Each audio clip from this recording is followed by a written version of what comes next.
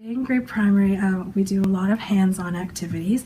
Literacy and math are embedded and integrated into our teaching day. I believe that it's important for kids to have a lot of opportunities for oral language, and because if kids can talk about things, they can write about things, and if they can write about things, they can read about it. So really having that integration and opportunities for oral language to give the kids the chance to expand their vocabulary. In the morning, we have what we call our morning routine, our morning business, and the kids come in and give their message bags, and we take attendance, and then they go right to their literacy workstations, which will be different literacy-based activities. There's some writing, some reading, magnetic letters, and then we usually come and gather in the meeting area, and we start our day with a story, and then after that we have our writer's workshop lesson, and the children go back to their desks and work on writer's workshop, and then we usually have recess, and then after recess we have some math instruction. Math is very hands-on.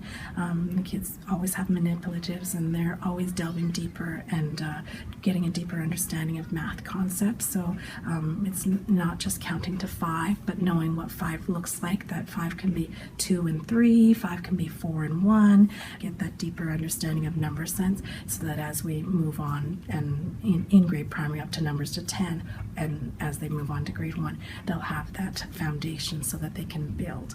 And then we usually have lunch, and then after lunch we usually have some readers workshop, and then throughout our day we have some science and social studies and art integrated in with everything.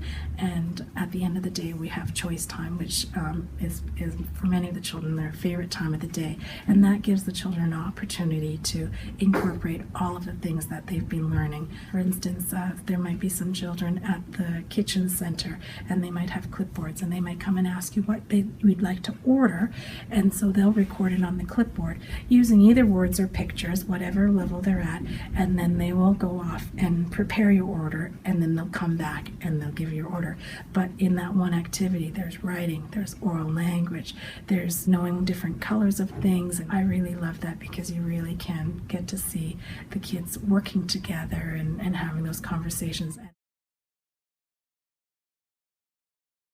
That play is learning, so when you're in here, that part of the day at the end of every day is for me one of my favorite parts of the day, because I can really see how what I've taught, that day or the day before or that week or that month, how the kids are taking that and using that in a time that's not structured.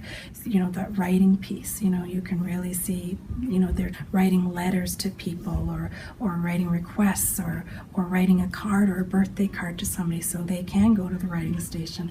At the sand table, well, there's math involved in there because they're, counting the number of scoops it takes to fill something up. They're watching how things move, and you hear their conversations.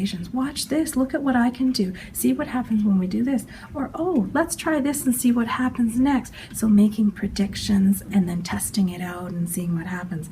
And at the Duplo station, they're building, but they're talking about what they're building and how they can work together to build something. The other day there were some children, they were playing with the doctor kit, and so there was one student that was the patient, and another student had the blood pressure cuff up against them, taking their blood pressure, and there was another student who said, what do I need to write here for the patient?